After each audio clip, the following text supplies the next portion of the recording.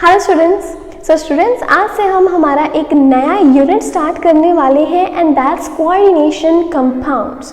तो देखिए क्लास 11 में आप कोऑर्डिनेशन बॉन्ड के बारे में तो सुन चुके होंगे। अब देखिए कोवलेंट बॉन्ड क्या होती है। Covalent bond is a type of bond which is formed by the mutual sharing of electrons. जब दो एलिमेंट्स अपने इलेक्ट्रॉन्स को अपनी अपनी तरफ से एक इलेक्ट्रॉन को म्यूचुअली शेयर करते हैं, एक एक इलेक्ट्रॉन शेयर करेंगे तो सिंगल बॉन्ड बनती है। अगर वो दो दो इलेक्ट्रॉन्स को शेयर करते हैं देन बनती है double bond. And similarly we have the triple bond जब तीन तीन इलेक्ट्रॉन्स को शेयर करते हैं। So mutual sharing of electrons पे हमारे पास बनती है कोवलेंट बॉन्ड।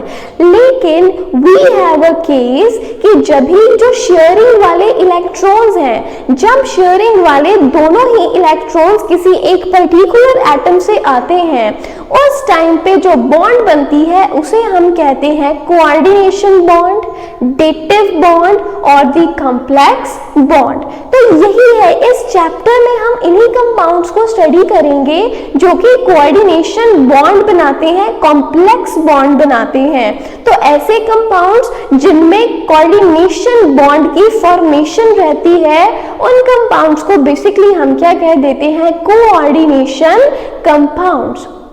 तो यहाँ पे हम इन्हें किस तरह से डिफाइन कर सकते हैं। सो कोऑर्डिनेशन कंपाउंड्स क्या है हमारे पास, अब मॉलिक्यूलर कंपाउंड। कोऑर्डिनेशन कंपाउंड हमारे पास एक मॉलिक्यूलर कंपाउंड है which is resulting from the combination of two or more stable compounds, जो कि बनता है by the combination of two or more stable compounds and retain its identity in the solid as well as in the solution, and its properties are totally different from the constituents present.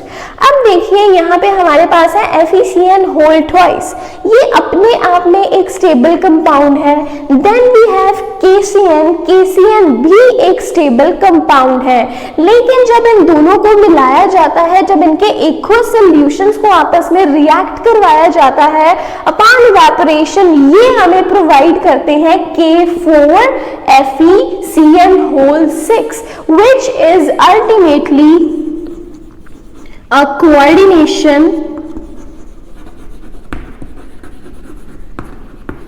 compound, जो कि हमारे पास क्या है, एक coordination compound. That's what we have said, that जो coordination compound है ये एक मॉलिक्यूलर कंपाउंड है।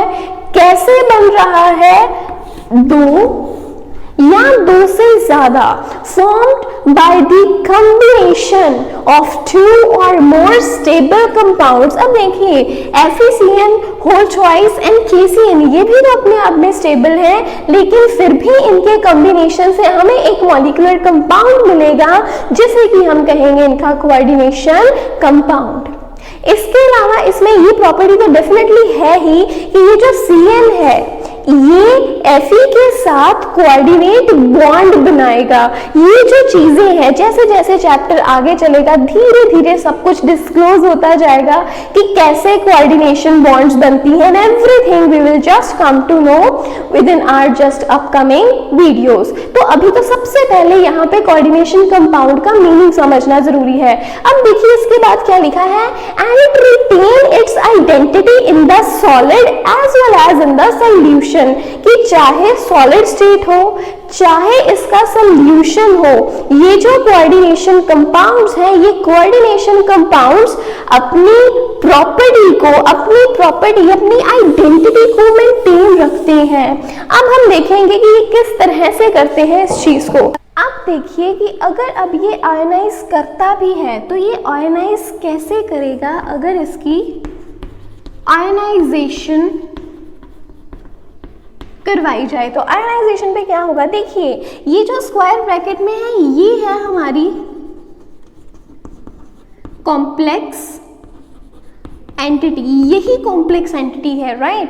और ये कॉम्प्लेक्स एंटिटी के जो कंपोनेंट्स है कभी भी एक दूसरे से सेपरेट नहीं होते।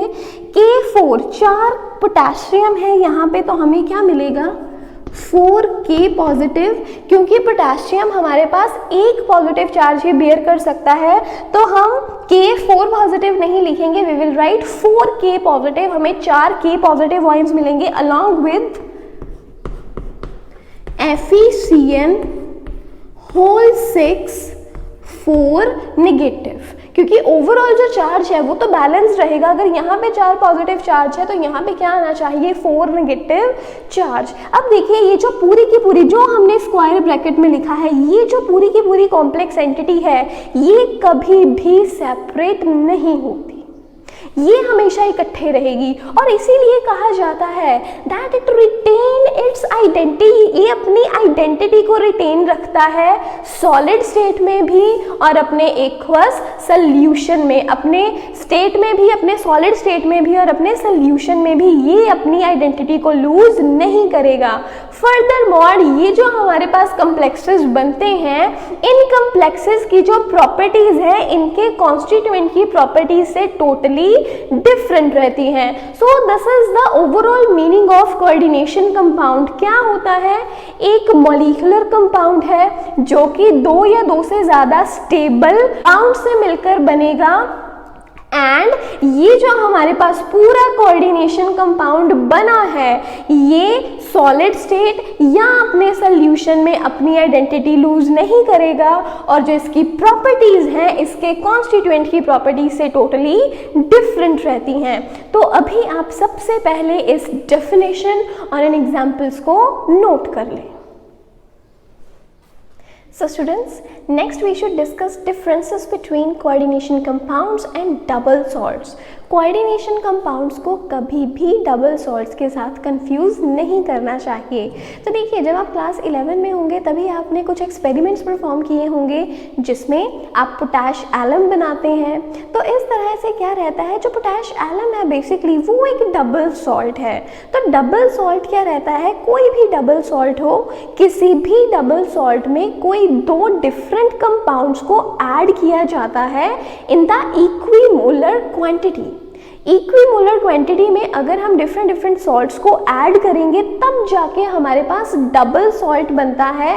But for the preparation of coordination compound, यहाँ पर जो भी हमारे पास कंपाउंड्स हैं उनका इक्विमोलर क्वांटिटी में होना ज़रूरी नहीं है। तो यही है हमारे पास first point of difference, that simple salts may or may not be mixed in equimolar proportions, की जो भी सिंपल सॉल्ट्स हैं जिनसे हम कोऑर्डिनेशन कंपाउंड बनाना चाहते हैं उन्हें हम इक्विमोलर प्रपोर्शन में मिक्स कर भी सकते हैं, मिक्स नहीं भी कर सकते। तो यहाँ पे कोई रूल नहीं है, कोई हार्ड एंड फास्ट रूल नहीं है कि हमें जो भी सॉल्ट है उन्हें इक्विमोलर प्रपोर्शन में ही मिक्स करना है। But in case of double salts are formed by mixing 2 salts in equimolar proportion.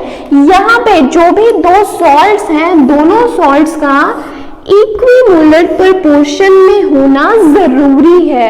तो ये है सबसे पहला डिफरेंस। नेक्स्ट वी हैव कि जो कोऑर्डिनेशन कंपाउंड्स हैं, कोऑर्डिनेशन कंपाउंड्स अपनी प्रॉपर्टीज को हमेशा रिटेन रखते हैं, चाहे वो सॉलिड स्टेट में हो चाहे वो हो एक्वस सॉल्यूशन में। लेकिन जो डबल सॉल्ट है, डबल सॉल्ट सिर्फ और सिर्फ सॉलिड स्टेट में एग्जिस्ट करते हैं, but they dissociate into ions in their aqueous solution. Means कि जो इनकी प्रॉपर्टीज है, जो इनकी आइडेंटिटी है, वो सिर्फ और सिर्फ सॉलिड स्टेट में रिटेन्ड रहती है, जबकि एक्वस सॉल्यूशन में क्योंकि ये आयंस में डिसोशिएट हो जाते हैं, उस वजह से जो इनकी आइडेंटिटी है वो भी लूज हो जाती है। Then next we have properties of the complex part is different from its constituents, कि जो भी कॉम्प्लेक्स है, कॉम्प्लेक्स की प्रॉपर्टीज उसके कॉन्स्टिट्यूएंट से डिफरेंट रहती है। But in case of double salt, जो डबल सॉल्ट है उसकी प्रॉपर्टीज उसके कॉन्स्टिट्यूएंट्स के साथ मैच करती हैं। So we should never be confuse between coordination compounds and double salt. तो यहाँ पे कुछ पॉइंट्स ऑफ डिफरेंसेस हैं जो आपको हमेशा याद रखने चाहिए, राइट। अब देखिए ये जो डिफरेंसेस हैं, these are quite important for your board exams as well. Board exams में कई बार सीधा सीधा यही क्वेश्चन आ जाता है that differentiate between coordination compounds and double salt. 1 और 2 मार्क का क्वेश्चन रहता है, राइट, जनरली 1 मार्क का ही रहता है question. You need to write the 2 differences sometimes. इसके अलावा और भी हमारे पास डिफरेंसेस हैं, जैसे कि जो डबल सॉल्ट्स हैं, डबल सॉल्ट्स में क्या रहता है, जो वैलेंसीज है, वैलेंसीज बहुत नॉर्मल सी रहती हैं, जबकि जो यहाँ पे हमारे पास कोऑर्डिनेशन कंपाउंड्स हैं इनका केस कुछ डिफरेंट रहता है। अब ये जो यहाँ पे सभी चीजें हैं दैट कैसे इनकी वैलेंसी जो है वो चेंज होती है, जैसे जैसे हम इन टॉपिक्स को आगे करते जाएंगे वो चीज तो साथ के साथ डिस्कस होती ही चलेंगी। लेकिन यहाँ पे 3 मेन डिफरेंसेस आपके सामने हैं जो कि हमेशा आपको याद रहने चाहिए।